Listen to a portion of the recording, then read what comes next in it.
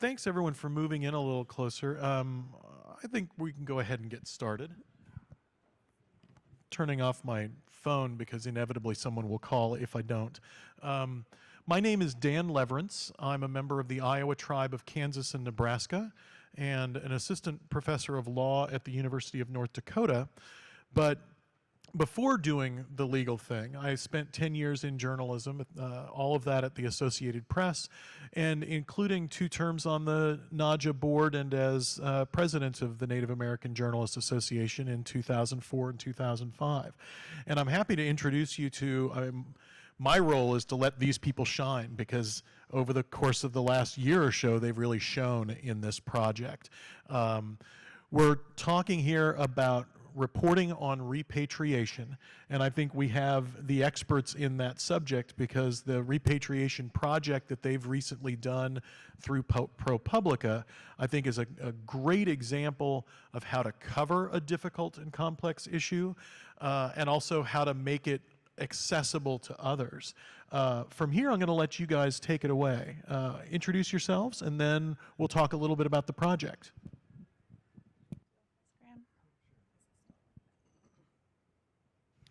Hello, my name is Brewer. I'm a citizen of the Cherokee Nation, president of NAJA, and a national reporter at NBC News. Hi, I'm Asia Fields. I'm an engagement reporter at ProPublica, and the only person up here who has not been NAJA president. I'm Mary Hudetz. I'm Crow, or Apsaalooke, and I'm a reporter at ProPublica. I live in Albuquerque, and I am also a former president of NAJA.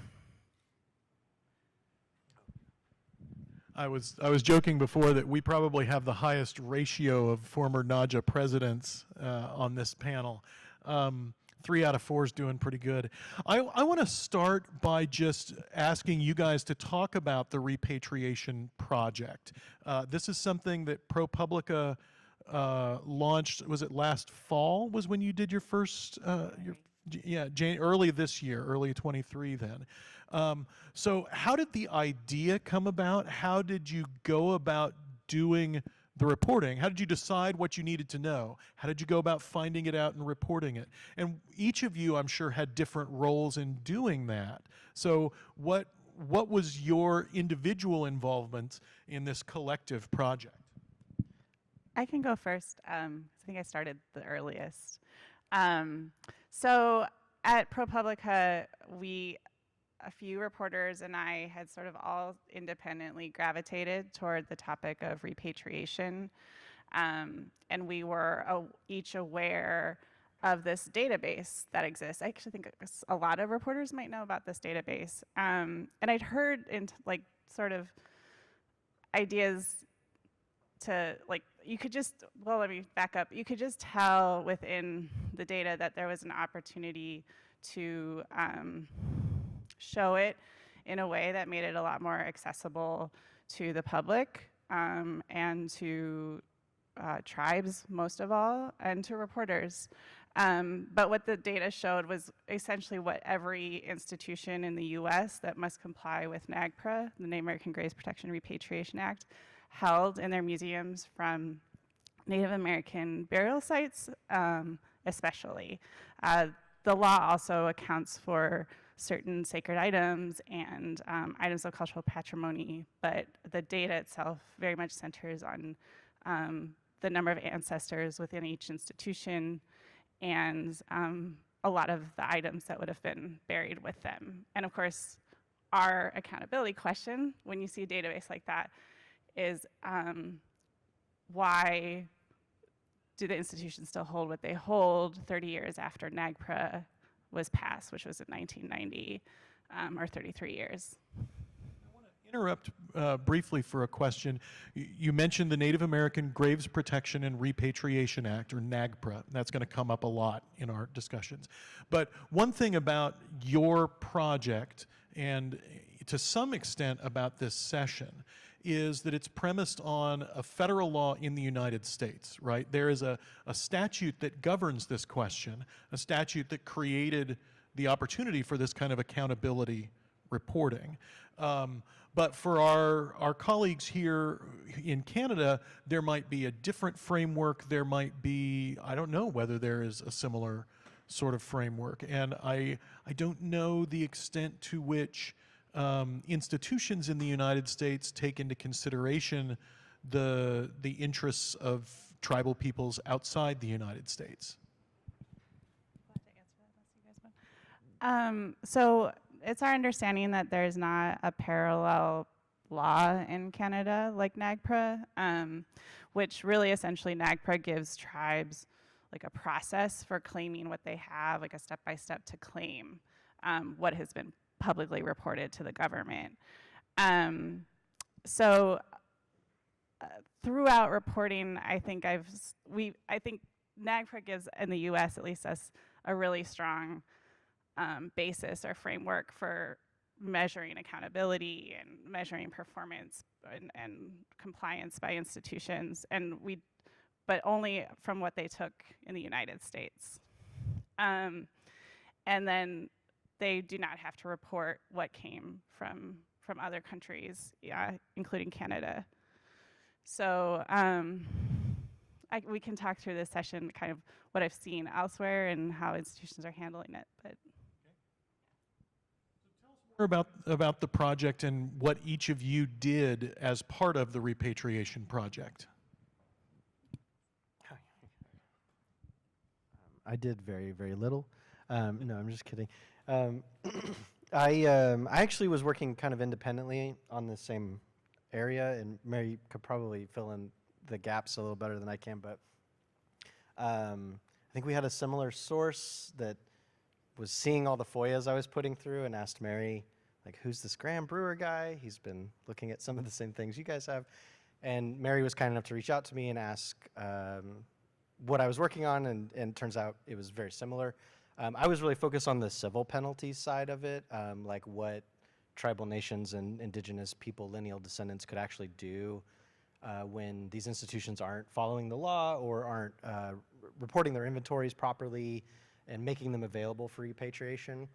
And I was really happy to be brought on because I was working by myself independently, and so it was really wonderful to know that there was this whole team of really seasoned and talented journalists who were really interested in making this story an accountability story. I think when you grow up, a lot of Native people grow up hearing these stories, not just about their communities, but all communities. I don't think it's a secret that our dead have been taken for study, for research, sometimes for display. And so I think you grow up really understanding the importance of the law and the necessity of it, but also understanding that just like a lot of laws in the country that have to do with Indian people, it's not strong enough, and there isn't a strong enough enforcement mechanism for it. And so I think for me, that's one of the reasons why this project was so important, is because we bring the receipts, we're showing people everything, laying it all out there for everyone to see. And I think it makes it harder for these institutions to hide from the work that they still have to do to at least try to make it as right as they can. And so, yeah, I was really happy to join the project, and I was kind of blown away by the data gathering capabilities and the data tool set of it, which again, I would never have been able to accomplish on my own. So, yeah, so I feel like I got kind of brought in a little bit later in the game, but I was really happy to contribute. Asia, what was your role in the project? You're an engagement expert, right? So what does that mean in the context of this project, these stories?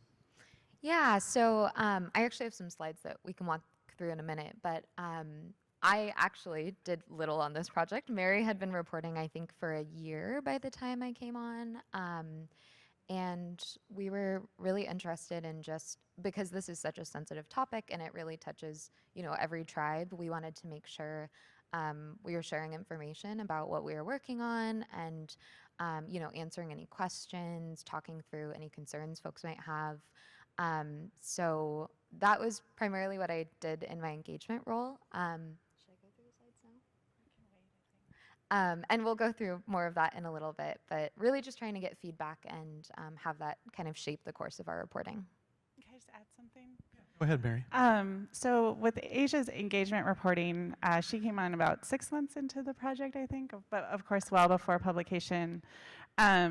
So I feel like maybe a lot of people in the room can relate to this, but I think as a Native woman from a tribe, my tribe is Montana, and like participating to some extent in our culture, like I was aware of how sensitive this project was, and how many tribes are very open about it, and others feel that they want to practice and work with museums sort of more in private, and then there's just different customs around how to or customs the right word, but different ways of speaking about repatriation in different communities, and so I think it was like, we did not want to take a blanket approach, but we also wanted to hear from tribal communities, and I felt like Asia's role in it, where we would sort of had a method for listening to people along the way, was just like, it made like all the difference for me, I feel like, in being able to do the work in a way that I felt was right. So I want to talk a little bit now about engagement here in this room and with you guys. I'm going to tell you a little bit about our format and how this is going to work. Our panelists here are going to walk through, they're going to show you a little bit of information about the repatriation project, what they did, how they did it. You will see on those slides a QR code. There are going to be a couple opportunities for Q&A throughout the panel. I'm not going to wait until all the way at the end. But if you want, scan that QR code, and the reason I've got my computer open now is that those questions are going to pop up here. After they're done with their presentation, then we'll stop and do a few minutes of Q&A at that point. Then we're going to walk through a couple of exercises. We're going to use the data that they've generated and the tools that they have made available to show you how you might do repatriation reporting of your own. And with each of those modules, we'll walk through it a little bit, we'll practice a little bit, and then once again, I'll open it up for questions. Continue to use the QR code if you want, and I'll also be asking if people raise their hands, that sort of thing. So, yeah, why don't you walk through, there we go. We got the project on the screen, and I'll turn it over to you. And I think the QR code will repeat. You don't need it here. I think it's on the other slides as well. But go ahead. So I'm glad to go first on the first slide. So I wanted to sort of make a note, jumping off our last conversation, that we've talked about a database that we use, and we're going to go through it in a bit and do a walkthrough and talk about our stories. But I found that in reporting on repatriation, I came to the topic thinking, okay, we're going to talk about a law called NAGPRA and how we're going to hold, how our institution's doing in following it. But what I had found was actually like repatriation is the central part of the work, but and the stories, but that I think all of our stories have sort of touched on different themes throughout the reporting, and I sort of made this slide to exhibit that when you do report on repatriation, which I hope there might be interest in this room for people to do that your stories are about repatriation, but they're actually also about so much more than that. I think Graham and I did a story about UC Berkeley, which really took us into the history of that institution and those tribes' histories in the state of California. So repatriation is essentially a lens into really our history. Yeah. I'm going to hand it to Asia just in a second, but we've been talking about the data and the database. Our colleague Ash New is a news apps developer at ProPublica, and they created the database that you can use as a tool in your reporting. And this is just a quick snapshot look at all of the places where excavations happened essentially in the United States and where things have been returned to and where they have yet to be returned. So where they have yet to be returned to, you'll see red spikes on the map. So do you? So I'm just quickly going to walk through what we did on the engagement side of things for this project. And I'll say we're really interested in, hearing feedback and discussing this more. We're always thinking about ways to improve our approaches for our next projects. So feel free to use the QR code to submit questions or to ask questions later. So engagement reporting is a little bit new in journalism, or having people with that title. Essentially, we think about working with communities at the heart of our reporting through getting feedback throughout the process. So figuring out, what would be useful, what the problems are at the beginning, crowdsourcing evidence and stories to fuel the reporting, and coming back at the end to report things back out, to provide service journalism, and just having that cycle continue. So these are just a couple of examples of engagement projects at ProPublica. They can look really different for every story, whether it's vignettes of stories of harm, like in Unheard in Alaska, service journalism, sort of like, here are your rights, here's how this process works, or more creative approaches, like using air monitors that citizens are using to collect data about pollution in their area. So for repatriation, I just want to say really quickly, we know that those kinds of approaches, like the community-centered approaches to journalism, aren't anything new. It's not something our team has created, and we know many of you have, taken similar approaches in your work. But just to walk through what we did here, we came up with this call out, sort of inviting people to share their personal experiences with NAGPRA. And before we published this, we ran it by 4 different experts, NAGPRA workers, tribal historic preservation officers, who were willing to provide feedback to make sure we're asking the right questions. And once we published this, we shared it with all the organizations we could think of who work on things related to NAGPRA. We shared it with, contact lists that the National Park Service has and the Tribal Leaders Directory, really just introducing ourselves, offering to answer questions, and to meet with folks who might want to talk about this more. So it wasn't perfect. We know those email lists, sometimes you get bounce backs, or there are like firewalls around, who you can email. And of course, people who are busy might miss an email. So we did have, other methods of reaching people that Mary and Graham used in their reporting, but we really just wanted to try to reach as many different tribes as possible to let them know what we were doing. And we got back a lot of tips. We got back questions, which, there were a lot of repeated questions, so we eventually had kind of an FAQ post. And we kept hearing kind of concerns around the data specifically. It was sort of hard to discuss what exactly people were concerned about because they hadn't seen what we were working on. And so we decided to share a prototype of our tool so we could really engage in discussion around that with tribal leaders.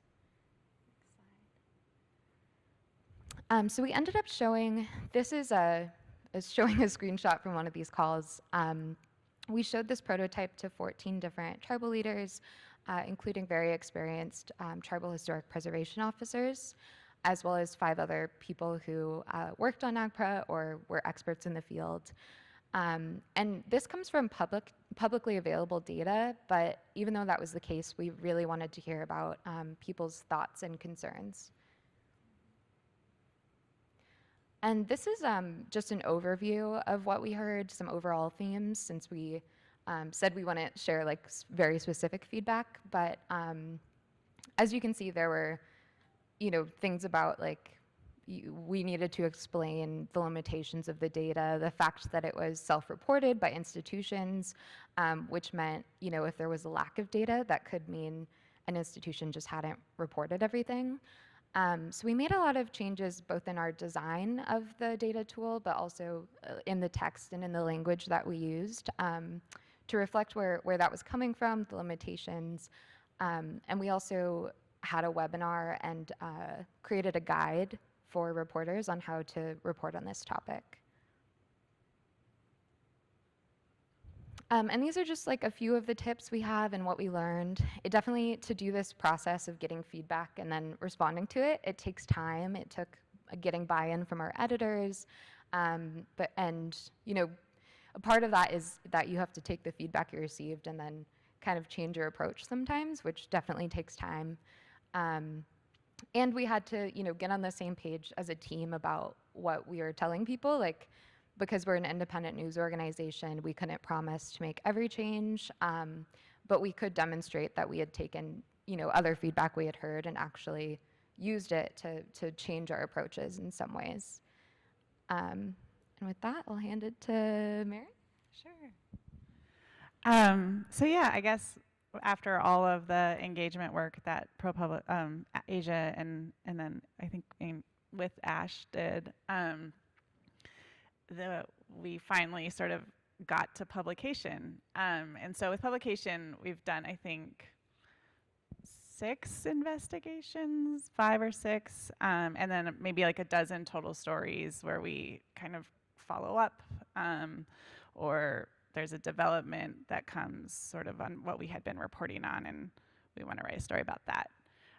So with publication, we had the news app and then initial stories, is my point. So I thought maybe if it works for you all, we welcome questions along the way, but I would just sort of walk through how a reporter might use this tool. So it's pretty, it was designed by our like super brilliant colleagues to be as user-friendly as possible, but essentially the National Park Service within the Interior Department holds a really pretty great spreadsheet. I mean, great in that it's useful, indicating what every museum has and the quantity to what it has. And there's rich, like a data column within it. I'm not showing that spreadsheet today, but that also has notes on the origin of what they have, where it came from, the year it was collected, was it donated, or was it part of an expedition that the museum had done? But basically what happened for the database was that a lot of that, especially the numbers portion of it, was used to create something that was much easier for the public to access. So if you're a member of the public, you can go to our site, propublica.org/stories repatriation. It was on the first slide. By ProPublica Repatriation, we'll share a link again at the end. And you can see a top story that says, does your institution or does your local museum still hold Native ancestors? And within that, you just scroll down a bit and you're able to come to this search field, and you can type in, you can look up information in several ways. You can look up by institution. I think a lot of people, when this was first published, would kind of put in the college that they had gone to. Your tribe, you can enter it, your tribe, which we'll talk a little bit more about first or later. And then you can enter your state or your county. That's one thing about the data grows down to county level. And then I think through our engagement work, we left it there with county, because I'll just also note that tribes felt, I think we'd heard the concern, and we continue to, as we sort of report individual stories, that we should not, in your reporting, say exactly where something came from. It's very likely that if a reburial did happen, then it could have happened in the same place. Tribes have different practices on that. And they don't want the looting to happen again. So we just keep those sort of concerns in mind. in reporting.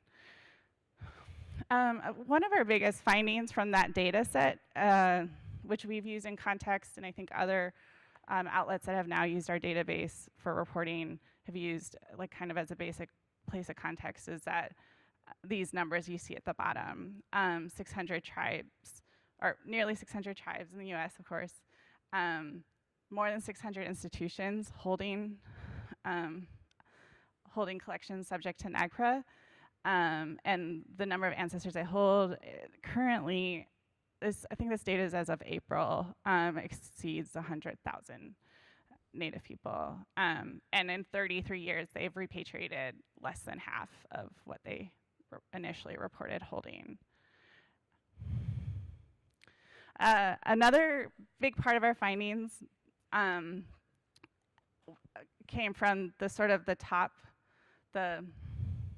institutions that hold the most, and they may hold them most because of their histories and the aggressive way that they collected, say a century ago, but even up into recent decades. And Graham and I report on that history specifically at Berkeley.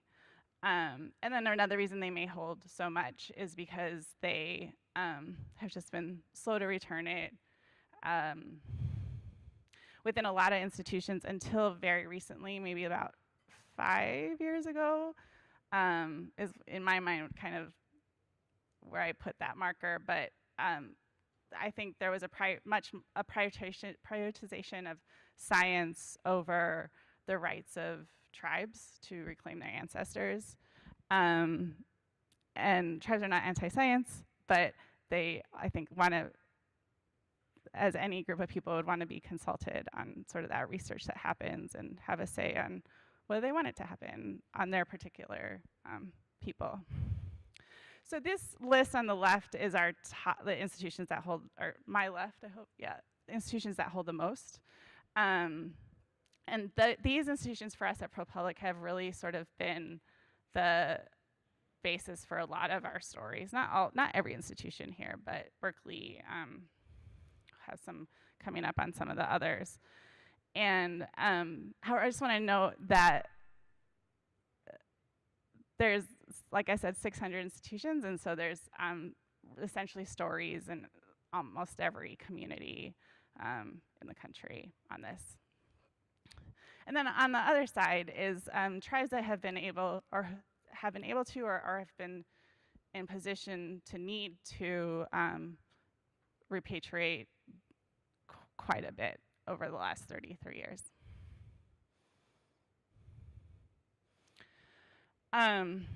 As with all data, there are always caveats. And so we tend to say, like, please use our database. Please also talk to your sources about, or talk to experts about it, and be able to walk through your understanding and compare that with their understanding to get it right. But the data, first of all, the numbers just represent a minimum. So you should use language like more than, or at least, I'm sorry to say like at least, or an estimated. And these museums' records are imperfect. Historically, I think collecting was, I keep using the word aggressive, but it was just so aggressive. And there was not, and I guess disrespectful, right? So disrespectful they weren't even like taking, well, they shouldn't have been taking in the first place, but then they were not even really thinking about what they were taking. It was just mass taking, excavating. So one other thing to keep in mind about this data, and I often say this, but is that it has been a really helpful starting place for us in our reporting. However, it's all self-reported data. So we also try to keep that in mind too. And I think that's noted on our app as well.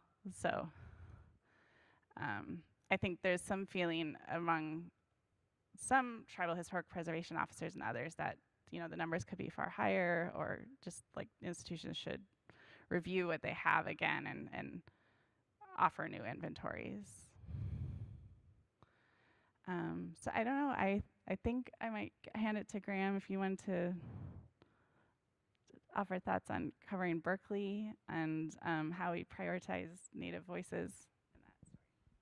Yeah, sure. To that last point about prioritizing Native voices, I think Berkeley is one of many institutions in the country that prides itself as being an extremely progressive public institution.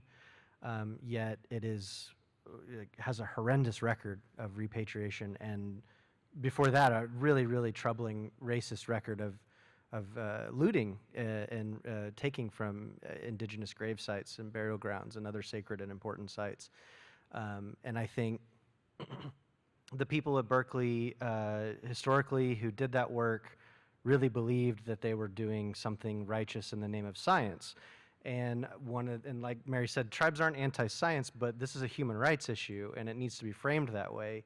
And so, for a long time, Berkeley was the one that got to tell that story of how they got those things and why it was important and the good work that they were doing. And for us, for Mary and I, it was really important to make sure that we were telling the voices of the people that came at a cost to, and what that cost meant and the extent of it. And so really what we had to do in a way was not just to censor those voices, but we were kind of trying to recast the history of Berkeley as an institution and challenge it in a way that I think really brings it into the present day, because that mentality of doing that work in the name of science, it didn't just go away one day. It's still very much a part of these worlds. And while that balance is shifting a little bit in the right direction, and tribes are given more agency, there's still a lot of pushback to that work. There's still a lot of repatriations that happen in this country every day that behind the scenes people are resisting, whether that's at an institutional level or like at a higher level. And so, yeah, I think we really tried to take all that history into account when we were telling this story. And I guess, like, it wasn't just a story about repatriation. It was a story about kind of revisiting some of the fundamental foundational things that institutions like this do, and like asking, well, is it okay? Is it morally reprehensible? And should we be rethinking how we do it? And that's, I think Indigenous Affairs Beats overall, you're kind of asking people to swallow some tough pills. It's there's a lot of like shame and regret and involved in these things, and rightfully so. And a place that's so prestigious as Berkeley, I think there was a lot of people who didn't want to hear our questions. And so, but I think the data speaks for itself. There's this kind of new moral standard that we're all trying to usher in, as journalists, and I think that was really a kind of a guiding point for us as reporters. I think also you just brought up a good point that like we talk a lot about the history, but like how foundational sadly these collections were to the establishing of a lot of really major institutions in the United States. And so I think as an accountability reporter, I often think about how now this work has been it has not been prioritized for 30 years, yet and museums will also say like they're dedicating 1 or 2 staff, if that, to it over 33 years. They're trying to do 1 repatriation a year or work at that pace. This is all very anecdotal. But I think it's worth asking as reporters like that question, like why isn't it more central to doing this work, kind of the current makeup of your university, if it was part of essentially the founding of major departments or even the university itself. I'm thinking at how at UC Berkeley it was Phoebe Hearst, who is a major donor and may still have our buildings named after her at the university, who sort of funded the collecting at that school. I think that's also an important point to remember, is that a lot of this work that was done, it built people's careers. It made them household names in a lot of cases. It made them giants in their respective fields. And I think that made it even more important for us to question whether or not that was okay and like what that means for people who are left out of those stories. So I guess this is, as you can see as we were speaking, this is an institutional page, our sort of pieces from an institutional page on our site.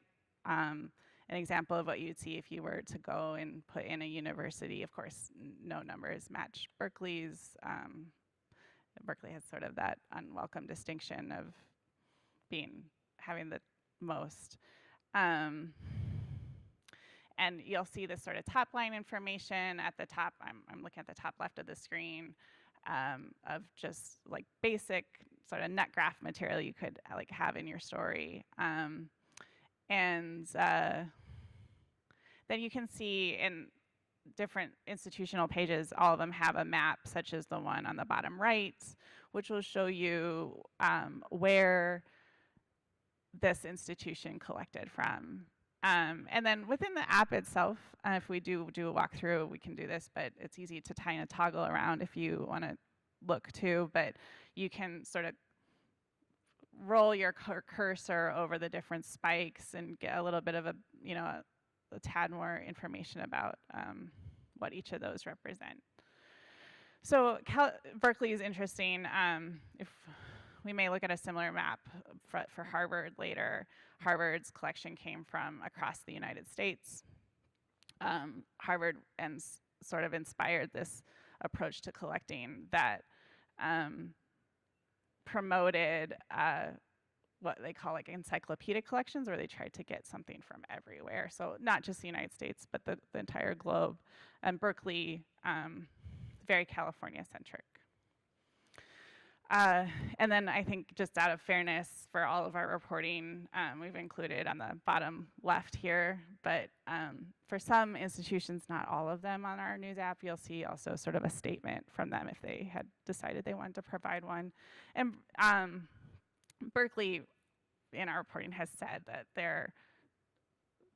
our story came out in March, right? So that they're prioritizing the work. So I don't know, but I haven't seen a ton of movement in the last several months. But that doesn't mean there's conversations going on that have not just filtered into the data yet. So I'm going to do a tribal page here. This is also an example of what you could see if you were to look up a specific tribe. So here, and this is one we reported on and was really helpful in our reporting, but the San Ynez Banachunash Indians in California have been really proactive. They're an example of a tribe that's been very proactive. They have resources to work on repatriation. And so they've been working to get their ancestors home again.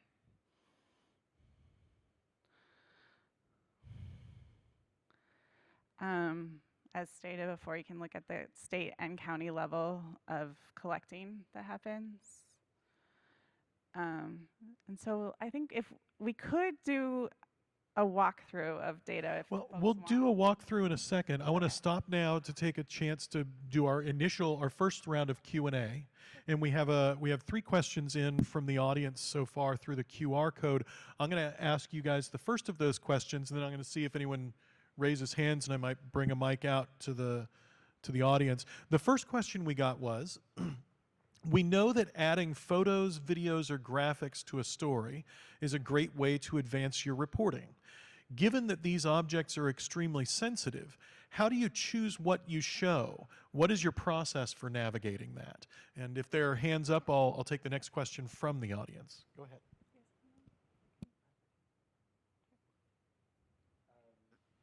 Historically, especially as you see this in the newspaper industry, native human remains are quite often photographed and put on the front page of newspapers.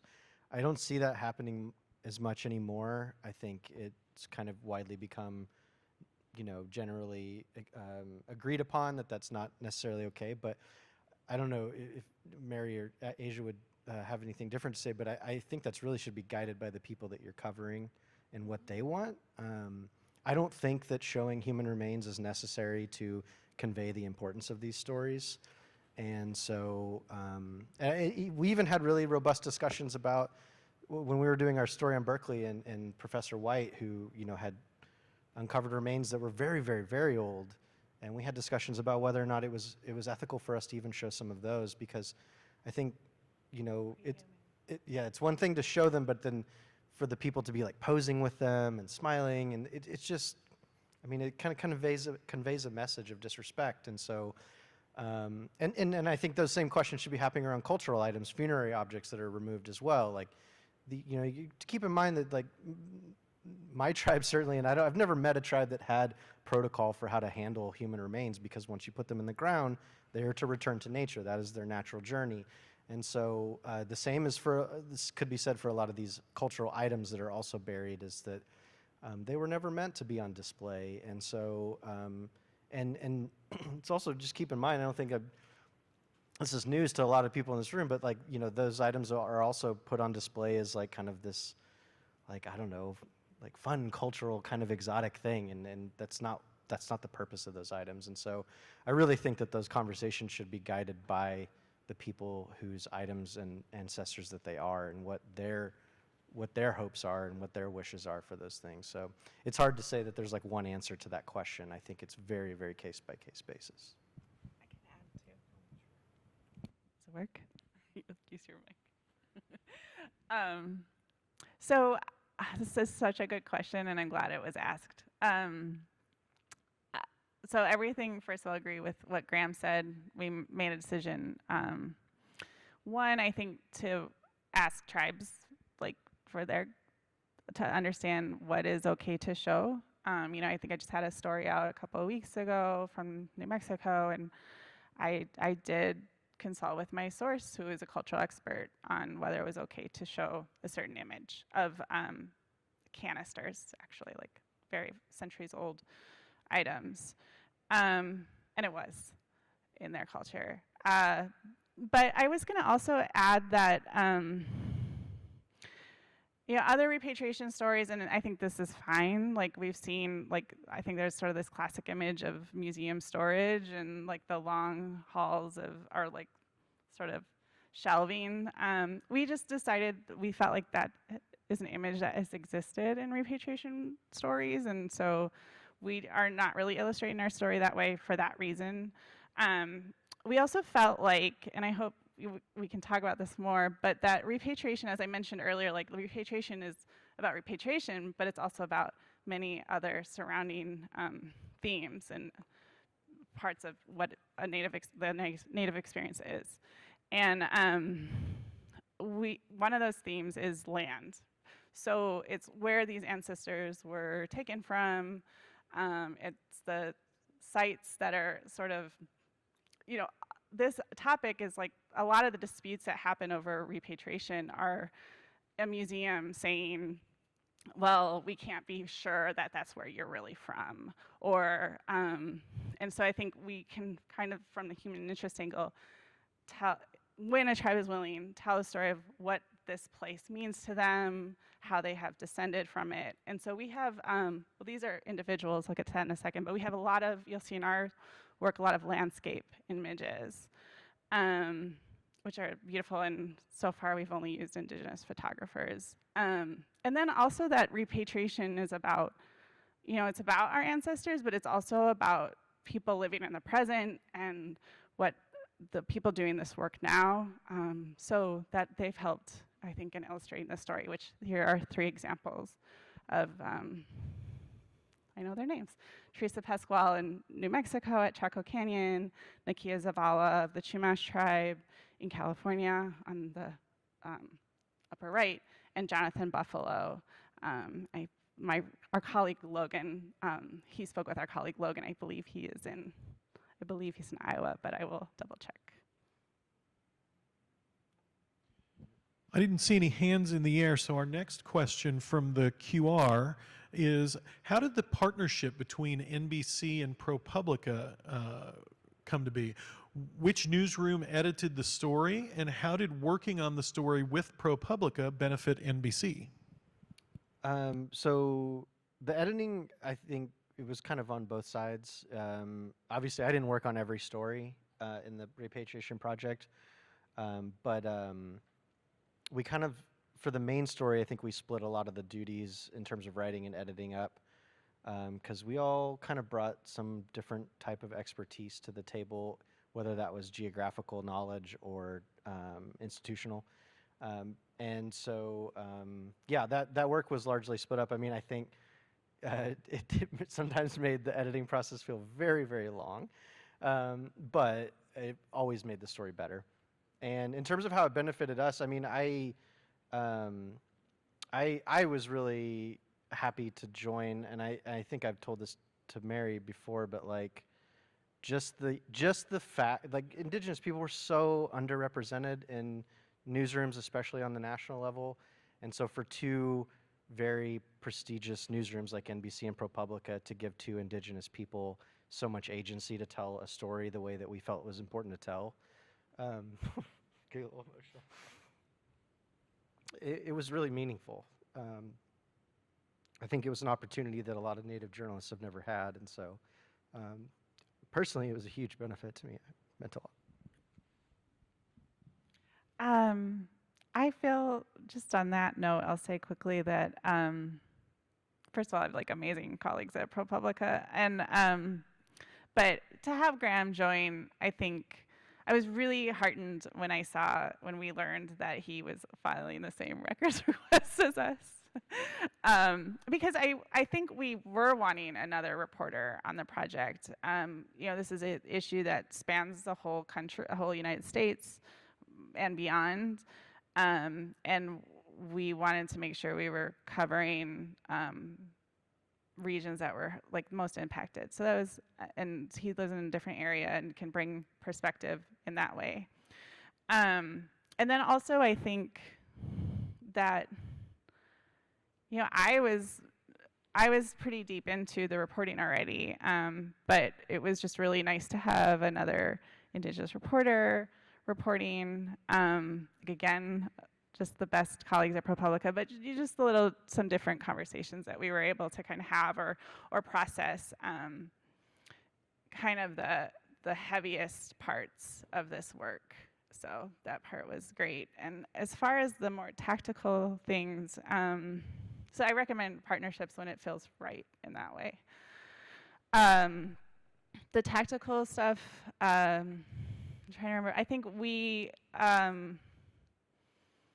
you know, the database was already being built on our end, and so, but we were able to kind of carve out parts, like Graham is in Oklahoma, he contributed reporting from Oklahoma for our initial story, and then we worked very closely together on the story about Berkeley, and both of our editors were part of that process.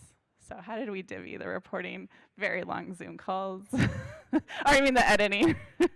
Very long Zoom calls. We have it looks like technically 4 more questions on the QR. I'm going to ask a couple of those, and then we're going to move on to the exercises we're going to do, and then we'll try and come back to Q&A. So feel free to keep using the QR code. I will try to get to all the questions that are in the QR. I might just not get to them all in this first Q&A section. Next question is, the Carlisle Indian Industrial School is currently the U.S. Army War College. My tribe has been working on bringing 2 children home, but due to it being a military base today, it's been difficult for our tribal council. As a journalist, how can I approach and connect with someone who could answer the question about why they won't return our children?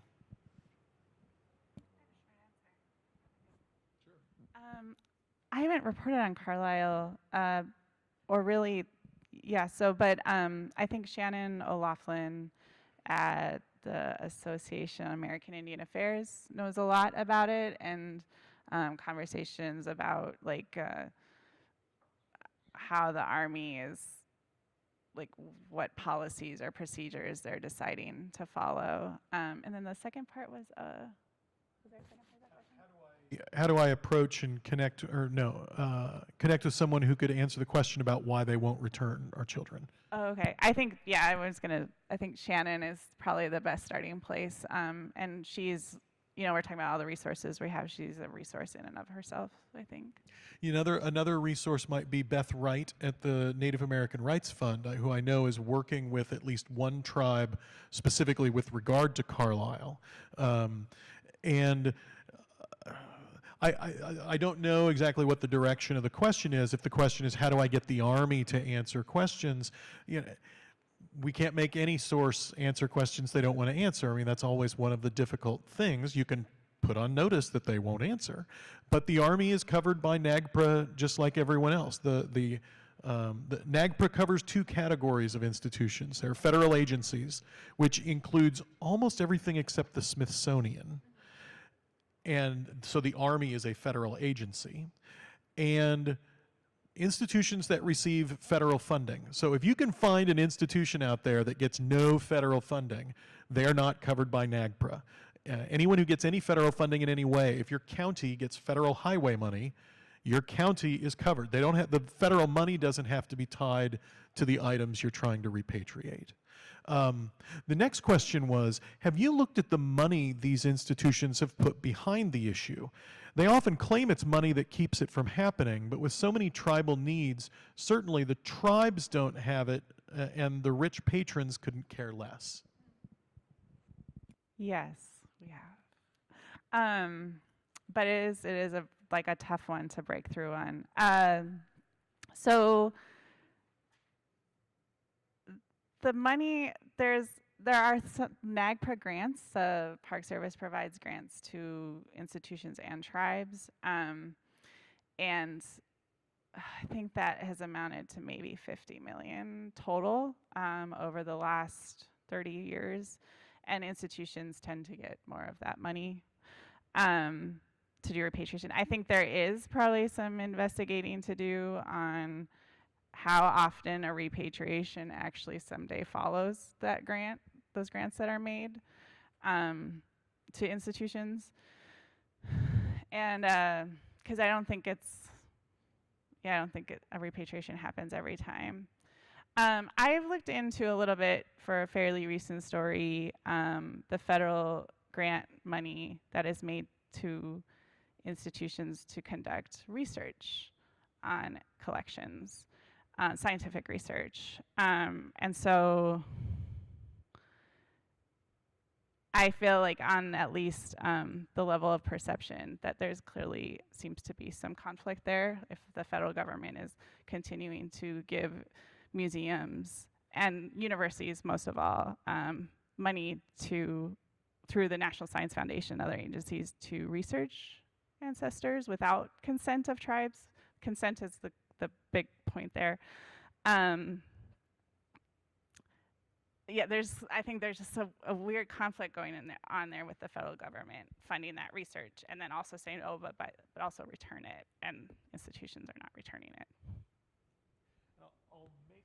I'll make this the last question for this round of Q&A. Again, I might try and come back to some others. But this one says, I covered ProPublica's research this spring for the University of Montana repatriations that are in the anthropology building. I faced a lot of backlash from the university. And toward the end, when I wanted to do another update, I was told that my college's legal team would be present. My question is, when doing stories like this, what is your advice for getting the institution to speak to you?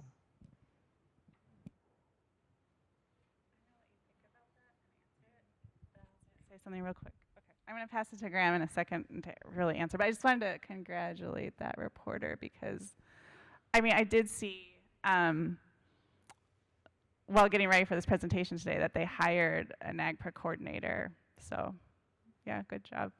And that was a good story. And I went to the University of Montana also. Anyway. Can you repeat the question one more time? Yeah, the question at the end was, when doing stories like this, what is your advice for getting the institution to speak with you? And I'll throw in, if you want to say something, there might be a couple of different reasons that they want saying this as the lawyer on the panel, there might be a couple reasons that they want their legal counsel present. One is that they might be concerned that that they don't want to say something that they shouldn't say. And so maybe that person is only there as kind of an advisor or backstop for the other people who will be speaking with you. And I don't think that's anything that you should be concerned about. Another might be that they're trying to intimidate you by having their lawyer. And I think my only advice to that is say, okay, what time? You know, don't be intimidated. Ask them, should I bring my lawyer?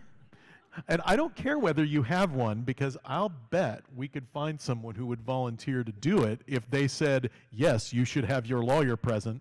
You know, sometimes people think lawyers are scary, and lawyers like to, you know, create that impression. We're not. We don't know anything. We don't do anything. So yeah, just like, okay, you think you need a lawyer, that's fine. And maybe not make this your first question, but in the back of your mind, maybe you're asking, why do they think they need a lawyer? You know, criminal defendants need a lawyer. What have they done? And make that a part of your questioning. You know, so why do you have your lawyer present?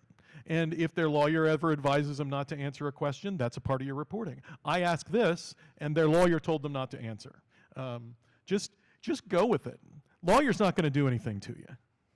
I'll also put in a quick plug. The Student Press Law Center has attorneys that work with student journalists. So if you do ever need a lawyer, there are free resources out there. We have about a half an hour left, and so I want to go through a little bit of an exercise using your website, right? The app. So let's pretend for a minute we in the room are a local news outlet. Who wants to kind of guinea pig for us? Tell me where you're from. Anybody? Someone here is from somewhere. Phoenix, Arizona, Maricopa County. Let's see what your database might tell us about Phoenix, Arizona, or Maricopa County, and we can walk through, you guys using the experience of what you've done in repatriation reporting, how people in this room might use this resource to begin doing their own repatriation reporting.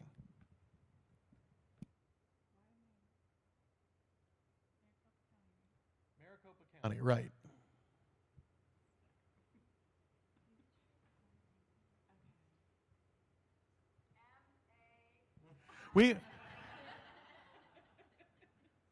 Yeah, it's not like it's Talahongva County.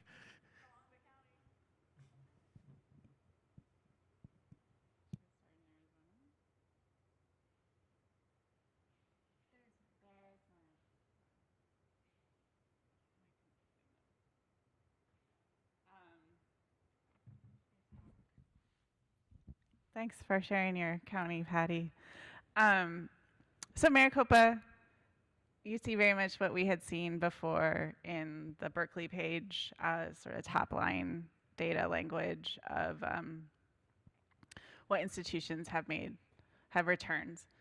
We use the term made available for return in this data because instead of like saying outright repatriation, to account for sort of all the variable ways a repatriation process can unfold. Sometimes, for instance, a repatriation can happen legally on paper, but it has not yet happened physically. So hope that answers that. And then you can see here the 25 institutions that have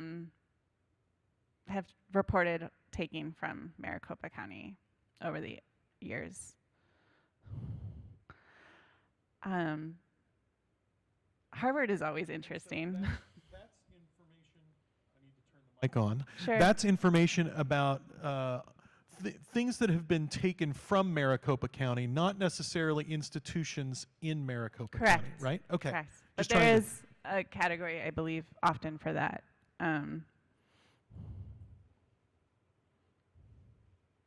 And these are the tribes they return to. So those would be very familiar. From each of these, including on the institutions, you can click on the tribe and it'll take you to their page then. Sure. And just so you know, that's a fourth NAJA president that's pestering us right now. So we're up to 80% on this panel. So just a stunning number with Hopi. And this number could include maybe, one of my sources has been Lee Cohen-Wisama. And so maybe he's recently retired. He would have been their cultural preservation, or director of their cultural preservation office. But perhaps he didn't help with reburial for every ancestor repatriated, but clearly most. But my point is that sometimes repatriations are made to multiple tribes. Multiple tribes could be listed together on a notice. And you can this is what I meant earlier, when you can sort of scroll over a county on the map itself and learn just some more there to help you with your reporting. And so the same way, if we were in Maricopa County, that's one thing, is we can use this information to find out what sort of things have been taken from Maricopa County. We could also look up our local institutions in Maricopa County, Arizona State or the Heard Museum or whatever else. I don't know if there is a state museum of Arizona. Maybe the Musical Instruments Museum is in Phoenix, but I doubt that there is likely to have anything. But this database gives you ways of getting different data points about your locality if you want to cover this as a local story. To that point, go ahead, Patty, sorry.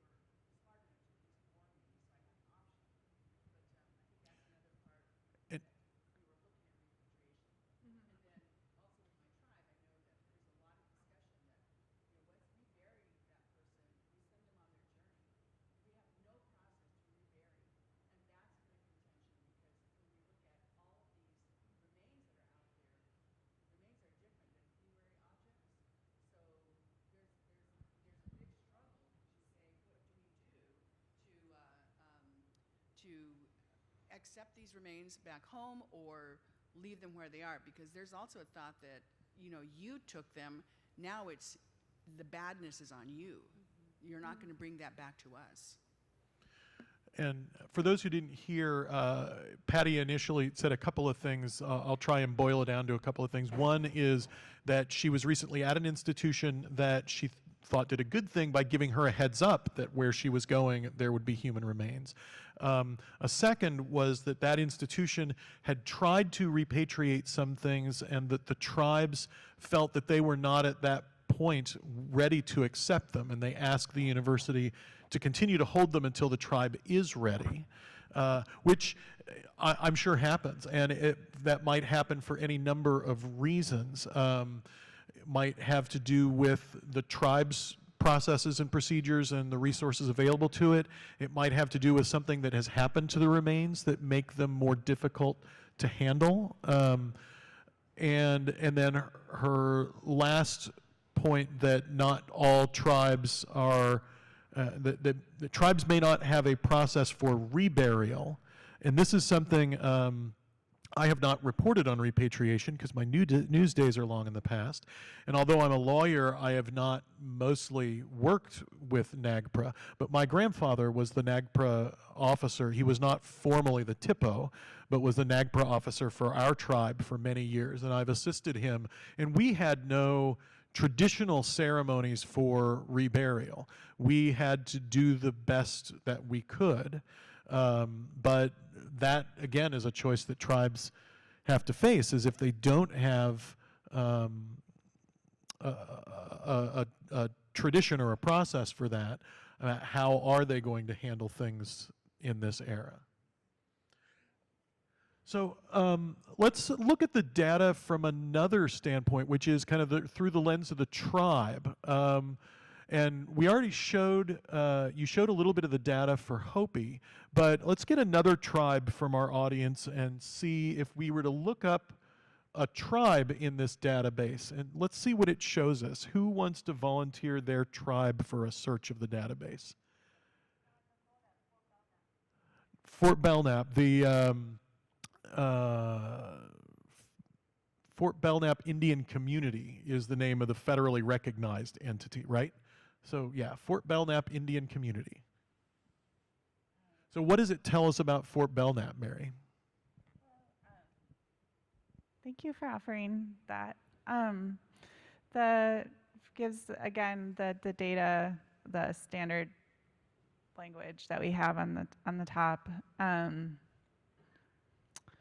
This is like, this map is so interesting to me when you look up your own tribe. And so this is where excavations happened and then for your case, this data is showing that the ancestors have been repatriated back. And we'll see how this map matches. So this seems to tell us that there's been repatriation happening, and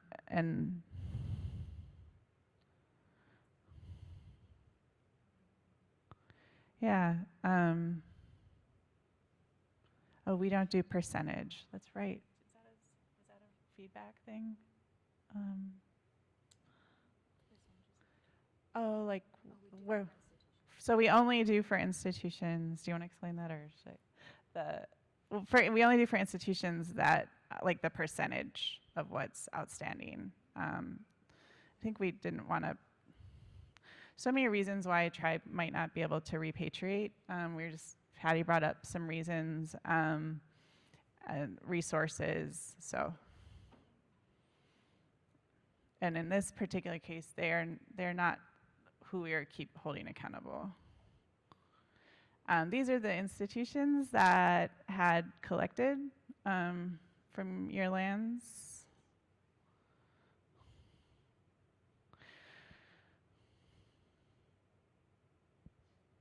Yeah. And then here's a timeline.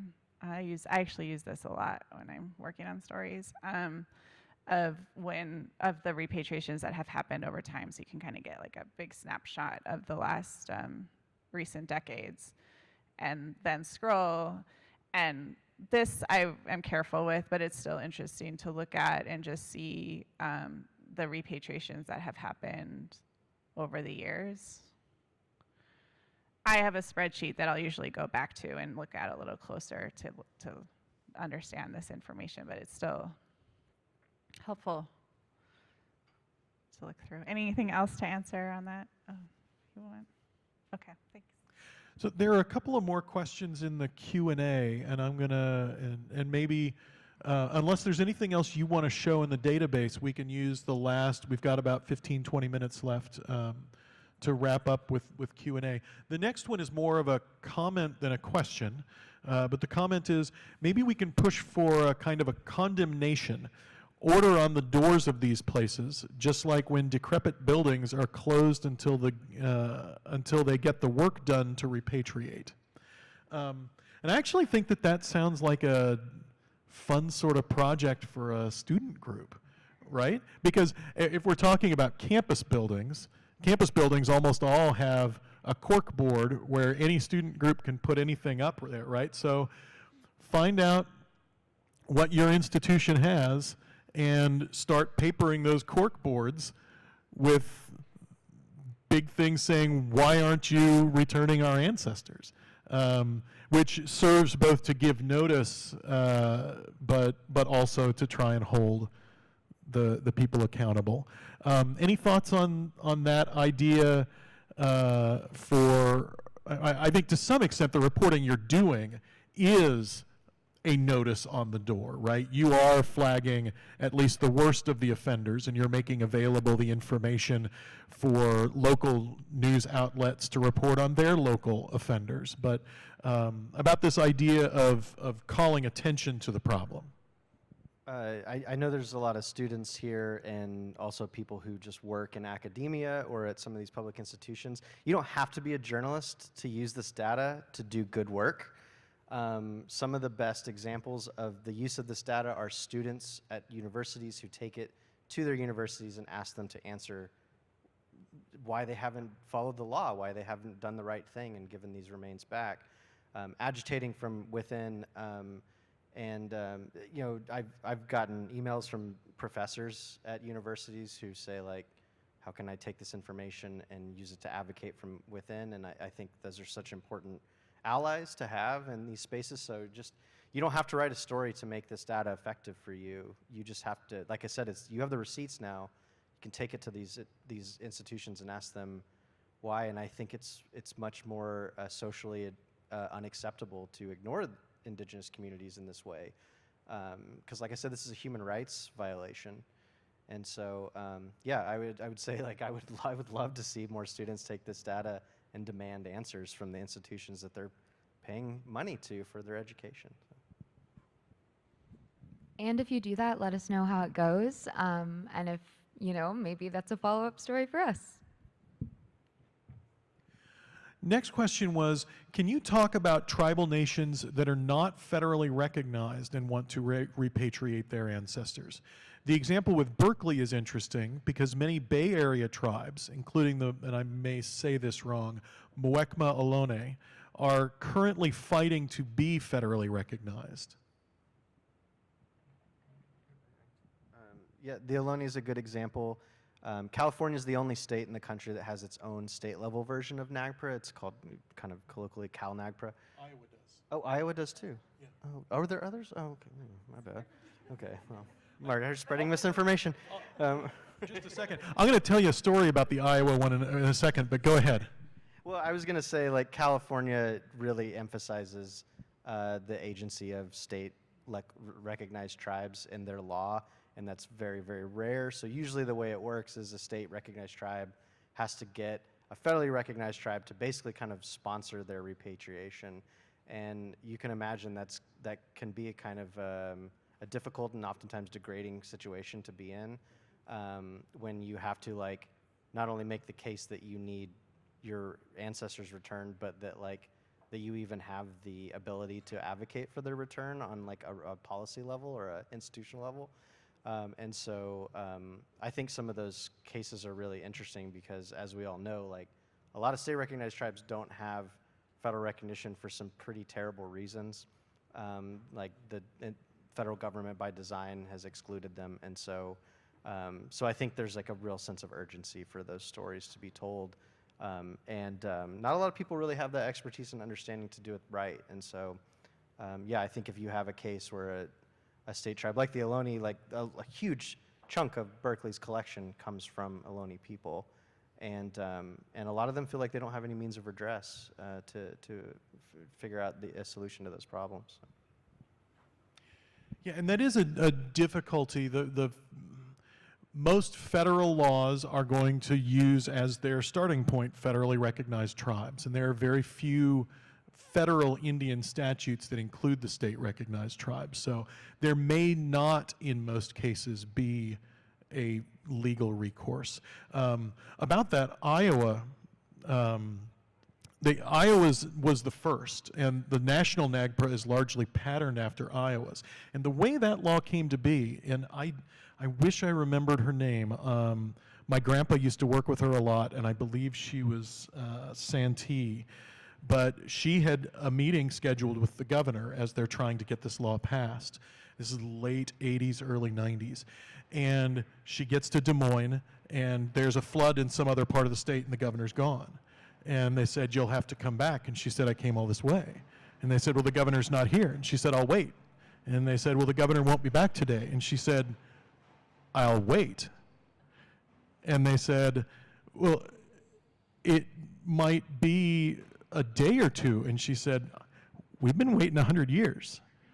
and no one would. They were afraid to. They wouldn't remove. She wouldn't leave.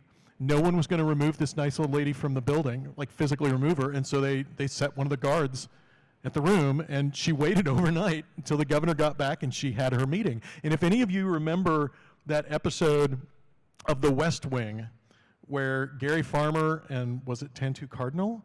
The episode is called "The Indians in the Lobby," and they show up for a meeting, and the person is not there to meet with them, and they just said, well, wait, we've been waiting for 100 years. I don't know whether that episode was actually patterned off of this actual thing that happened, but it is so close to the actual thing that happened that I kind of think that's where that story for that episode came from.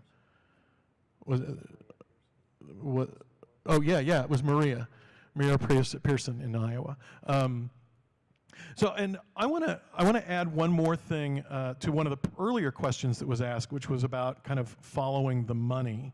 And I think that some of what ProPublica has done might give an avenue for following the money, and I wanted to make one other suggestion. So, Mary mentioned a few minutes ago, one of their more recent stories was about scientific research done on collections, and that researchers will often put in their grant application that doing this research will help us repatriate these items, will help us learn things that will help us repatriate these items. And I got the impression from reading that article that it didn't actually result in many, if any, repatriations.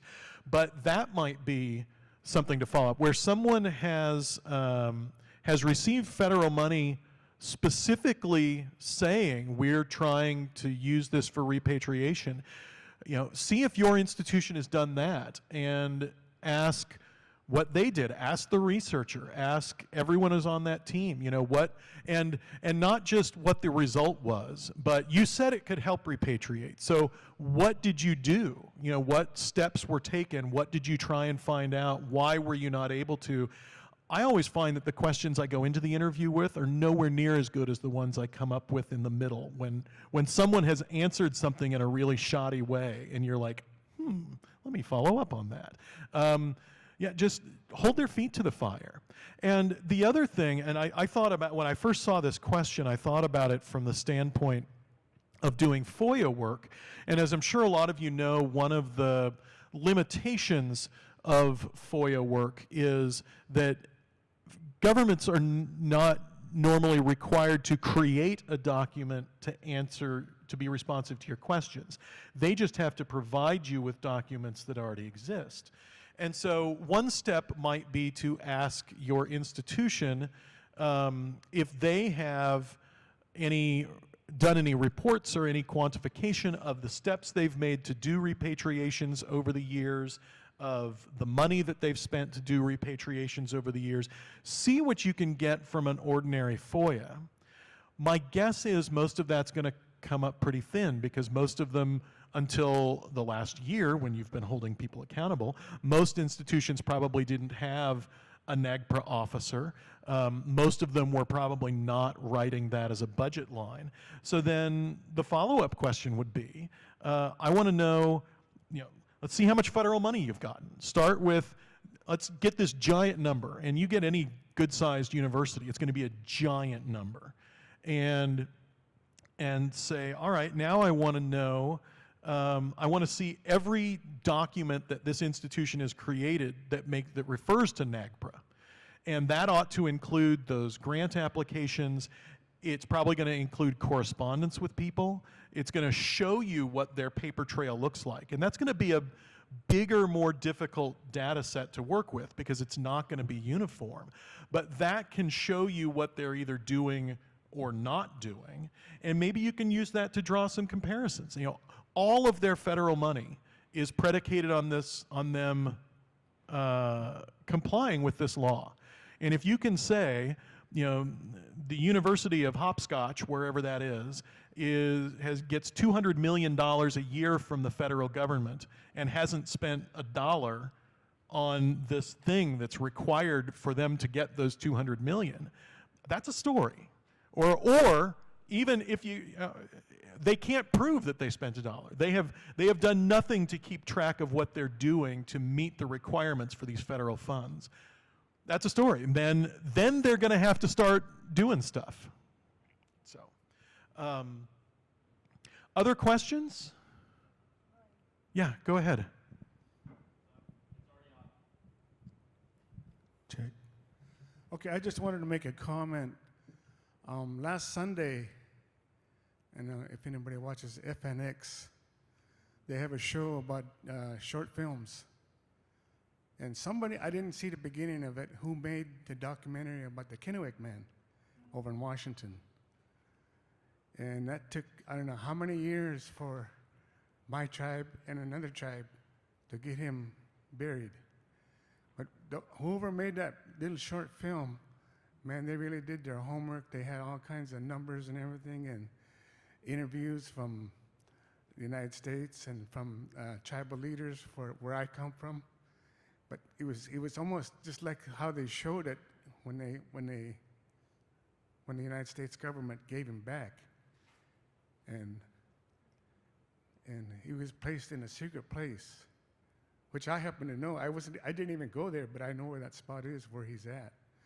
But those people that made that documentary, it was only like 10 minutes long.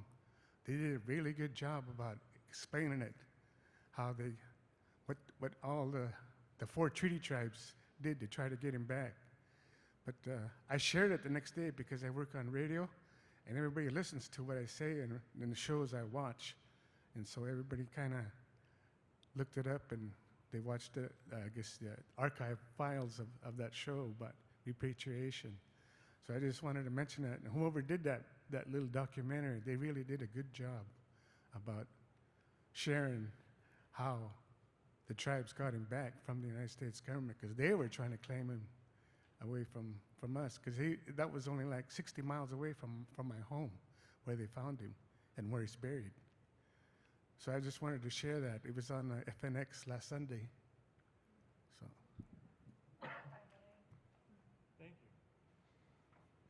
you. We got about 5 minutes left if there are any other questions. Yeah, go ahead.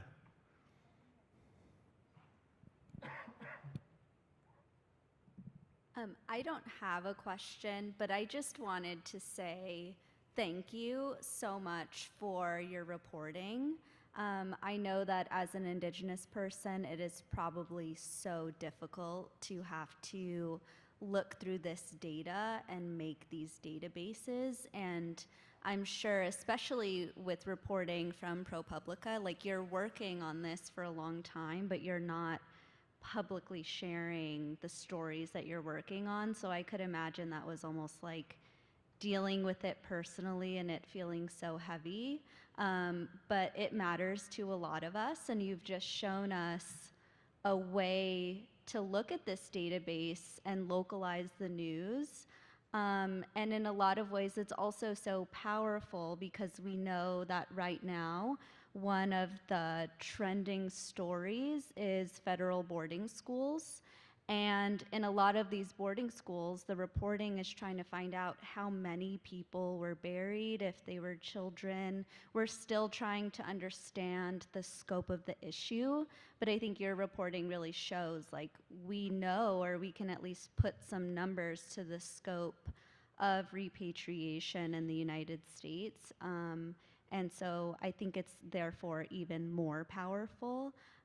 But I just wanted to say thank you so much, because I can imagine that this was a lot of work and probably heavy a lot of the time.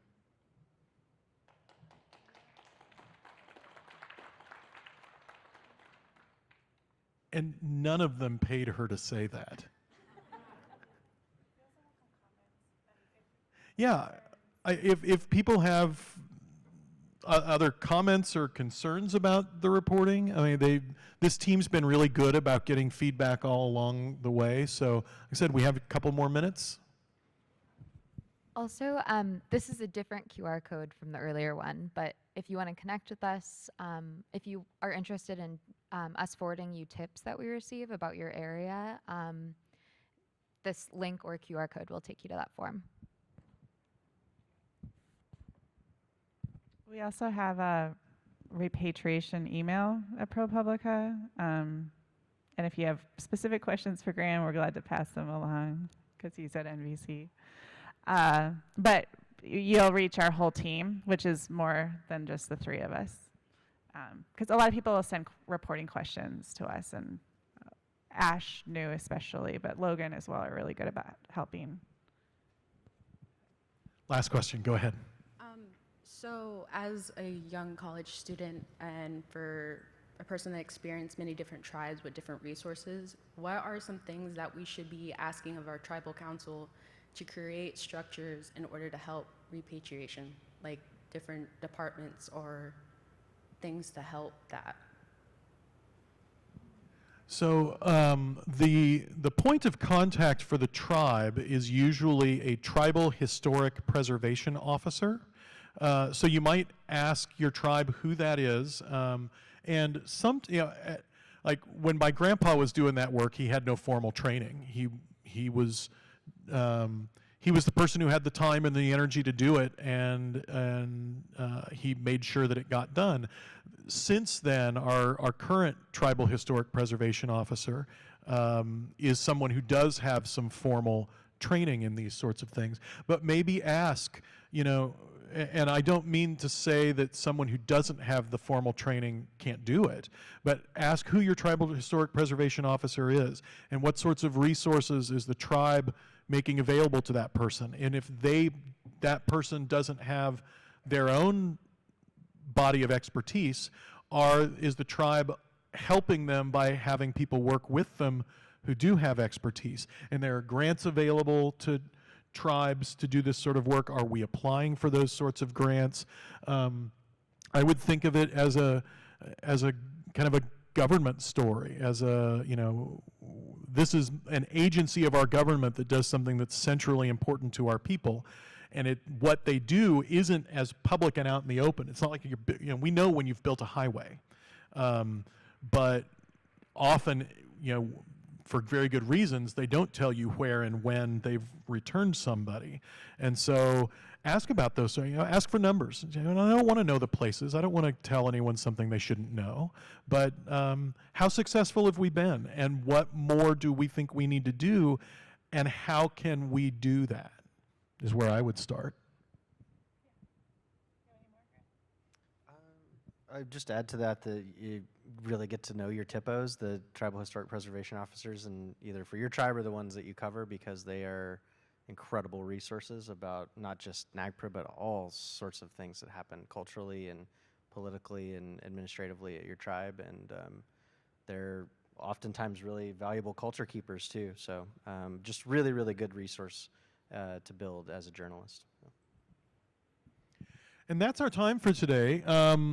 Thank our panel here and thank them for the work they've done and the contributions here today. And we'll be talking a little bit about repatriation in the next panel at 3:30, which is more broadly about covering legal issues. And so you might see that me and Mary are both on that panel. It's not the same thing. You guys can come and learn new things at the second panel too. But we'll see you around the conference. Thanks for coming.